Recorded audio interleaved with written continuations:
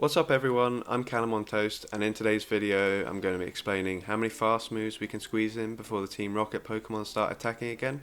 So if you've done any Team Rocket battles, you'll probably notice that when you throw a charge move, their Pokemon will pause for a few seconds. Well, that's not the only action that can trigger this. It also occurs when they throw a charge move, when you switch out your Pokemon, when your Pokemon faints, or when their Pokemon faints. But the strange thing is that the duration of the pause is not the same for all of these actions, and that's going to be one of the things I explain today. So before I go into it, I just want to mention that when I talk about the duration of fast moves or the duration of the pause, I'm going to do that in terms of turns.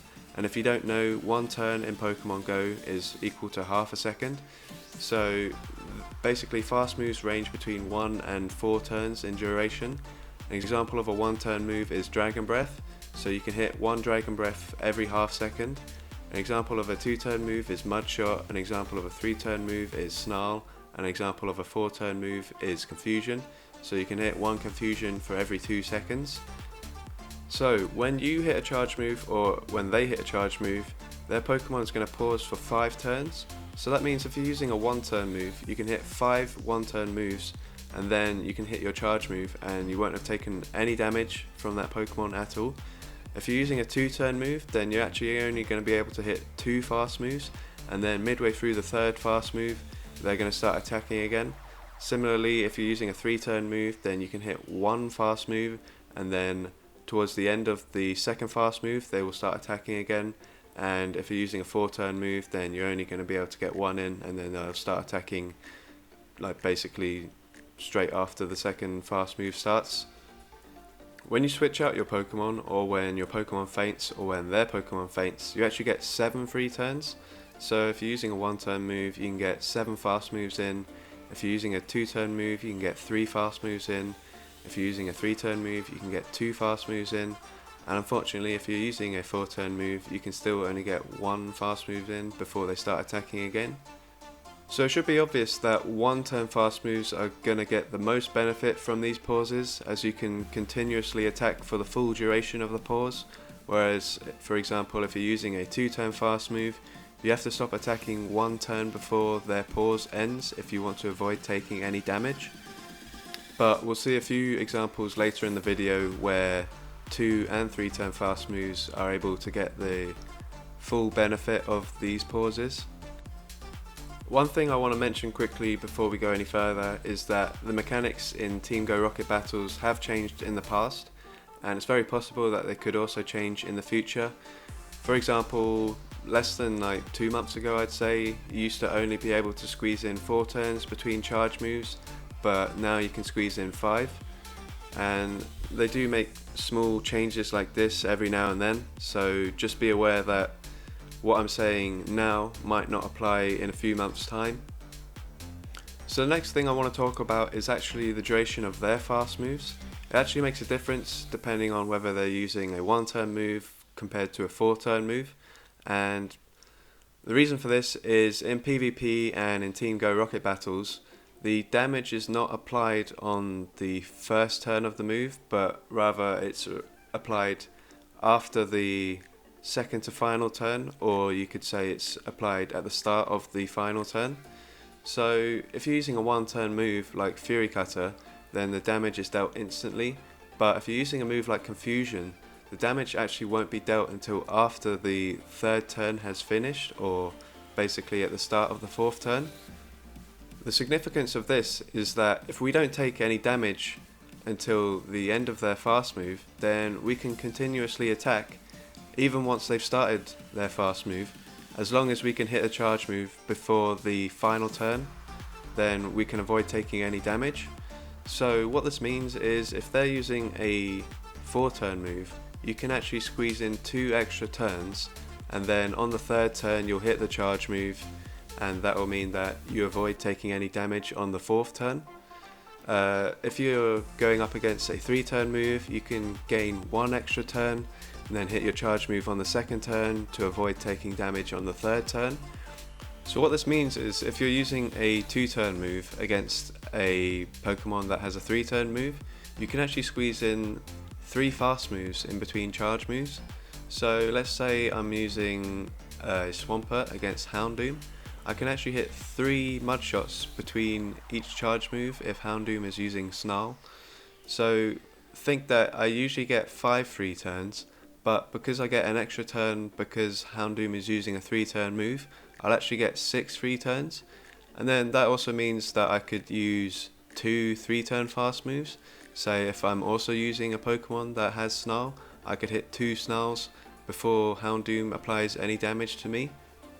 So that's an example of where I can get the full benefit of the pause using 2 and 3-turn fast moves. Unfortunately, against 1 and 2-turn moves you can't gain any extra fast moves. At the end of the video I'm going to leave a chart and it will show every scenario that I mentioned today, and then it will tell you how many fast moves you can squeeze in depending on what fast move you're using and what fast move they're using in terms of the number of turns of those fast moves. So if all of the information I'm giving you right now is a bit complicated for you to understand because I'm just telling you it, I'm not giving any examples, then just wait until the end of the video and maybe that will become more clear. The next scenario that I'm going to talk about where you can gain an extra fast move is actually when their Pokemon is at really low health. You can squeeze in 1 extra fast move if that fast move ends up being the move that KOs their Pokemon. So as an example, I'm going to say that I'm using a Lucario against a Lapras. I've just hit a charge move and the Lapras is at low enough a health that I can KO it with the next 3 counters. Basically what happens is I hit the first 2 counters and that's 4 turns, and that's fine, that's usually possible. But then on the final counter, because I'm using a 2-turn move, the damage is applied after the 5th turn, so on the 6th turn at the start. But if you think that usually when you're using a 1-turn move, you can get 5 1-turn moves and then hit the charge move on the 6th turn and you won't take any damage. It's basically the same thing. You're hitting your counter on the 5th turn, but the damage is being dealt on the 6th turn, and that way the Lapras can't start attacking you yet because it gets KO'd. So you can get 1 extra counter against the Lapras. So instead of the normal 2 counters, you get 3 counters. And finally, the last scenario I want to talk about is actually quite difficult to execute, but it is possible, and that's when you hit your charge move at the same time that they should be hitting their charge move. What usually happens is they'll win CMP, but sometimes you can hit the charge move just about early enough so that your charge move gets triggered before theirs. And what this does is if you're using like a 2-turn move like counter, say I'm using counter against Lapras again, and the Lapras has a Surf ready, but I hit the charge move just before the Surf starts, I'm going to be able to hit my 2 counters free, and then I'll hit an extra counter before the Lapras throws the charge move, whereas usually they would start attacking midway through the 3rd counter, like as I've already said. So this is just one extra way to gain an extra fast move.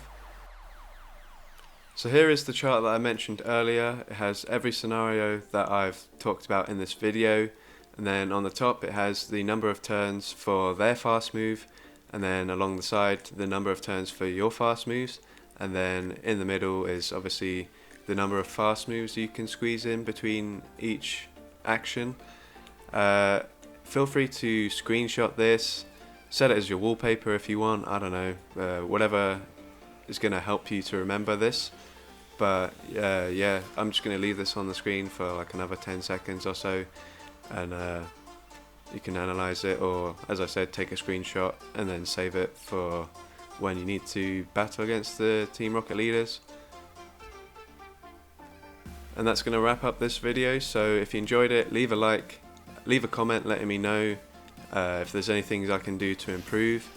Obviously I could have included examples which probably would have helped a lot, but the idea of this video is actually to help you understand what I'm talking about in future videos, and this will be like a reference video. So what I have planned is I'm going to be doing walkthrough sort of analysis videos of challenges that I've already done. and I'm going to basically go through it in 1x speed and explain all of my actions. So why I don't hit all of the bubbles on a charge move, why I don't hit a charge move straight away, for example, because I get a lot of comments asking about that. So what I would plan on doing is one video each week, walking through a different challenge video. I'll get you guys to suggest challenges that I walk through, but the first one I'm going to pick myself. And then basically, instead of me explaining like how many fast moves I can squeeze in for every single video, what I'm going to do is just link to this video, and then those videos will be like examples for the stuff I've explained in this video, if that makes sense. So if those style of videos will interest you at all, then make sure you're subscribed. I can see that less than 10% of my viewers are subscribed to my channel. So if you watch my videos and you enjoy them and you think you can learn from them, then make sure you're subscribed, and also turn on post notifications so you get notified whenever I upload a new video. And with that being said, thanks for watching, and enjoy the rest of your day or evening or whatever time it is for you when you're watching this video. Bye.